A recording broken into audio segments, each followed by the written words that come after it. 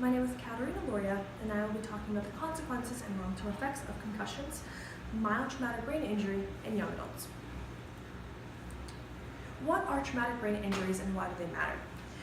There has been a growing concern surrounding traumatic brain injuries, TBIs, as the latest research in the medical community has shown that there are significant long-term effects that were previously unknown. Concussions were always considered to have short-term effects.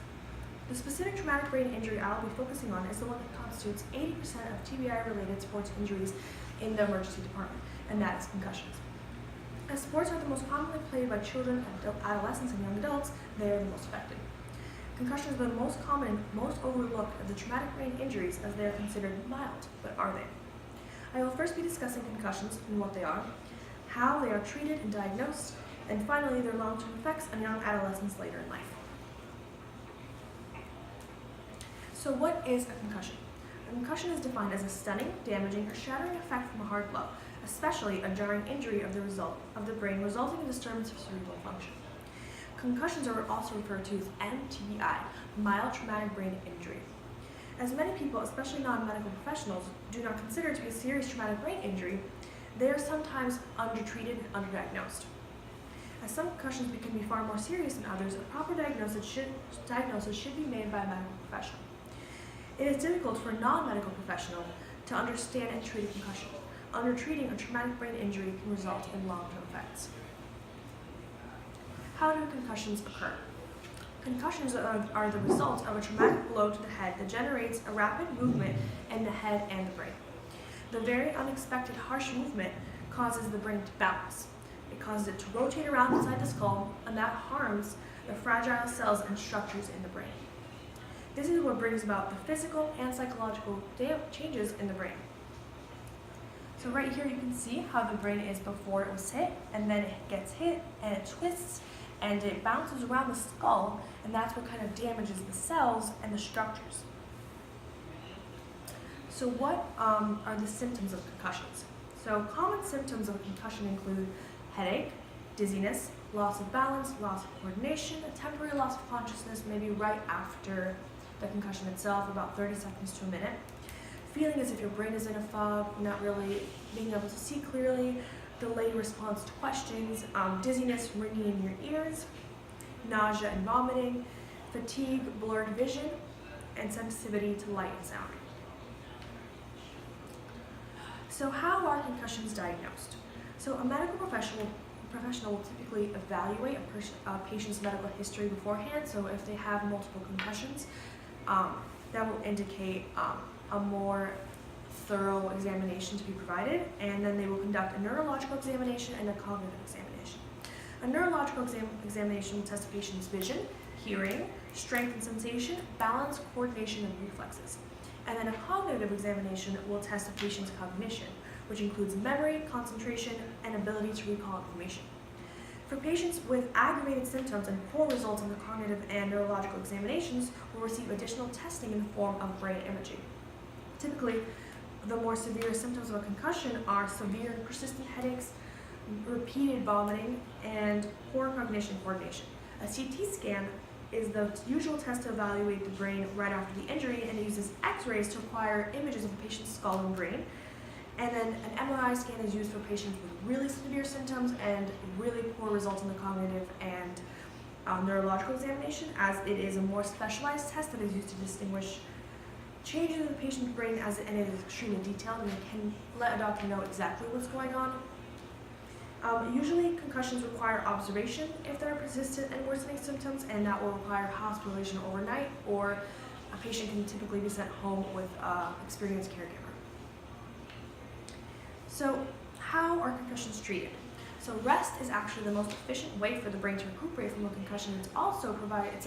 If patients have a little bit of difficulty with rest, because they would be advised to avoid any and all mental and physical activities. So any general physical strain, sports and strenuous movements. A patient would also be advised to avoid activities that have to do with mental stimulation, such as video games, watching TV, reading a book. Even talking can aggravate some symptoms of a concussion, and that's typically difficult for patients because it's hard to just lay in bed and stare at the wall all day rather than just take some medication.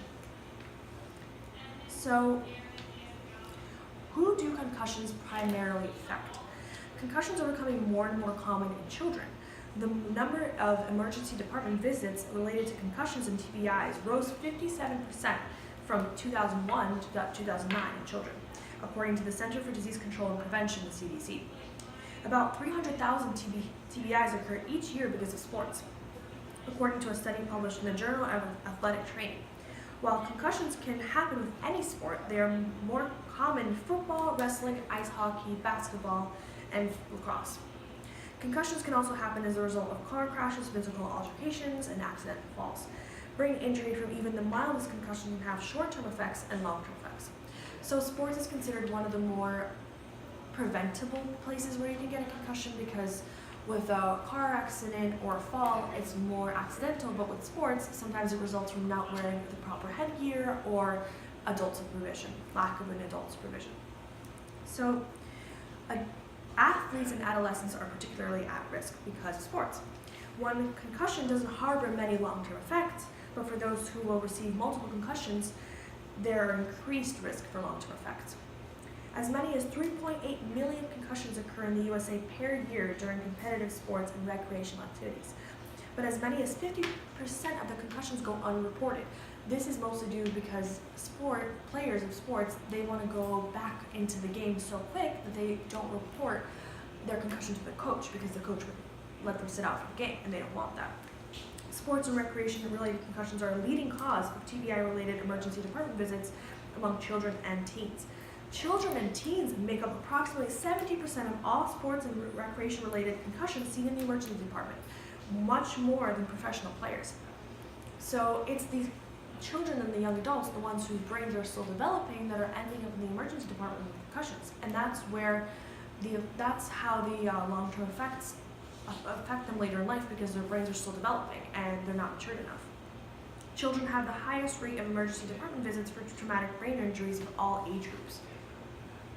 So what are some long-term effects of concussions?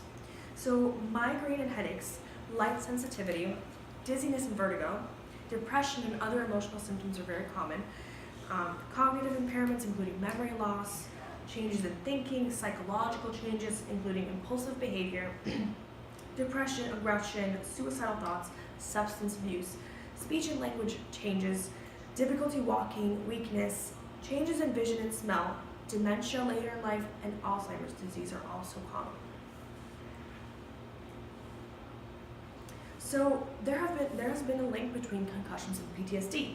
A study published in the medical journal JAMA of Psychiatry found that among hospital patients, 21% of those with mild traumatic brain injuries experienced PTSD or depression up to 6 months after injury, compared with 12% with non-head injuries, almost double.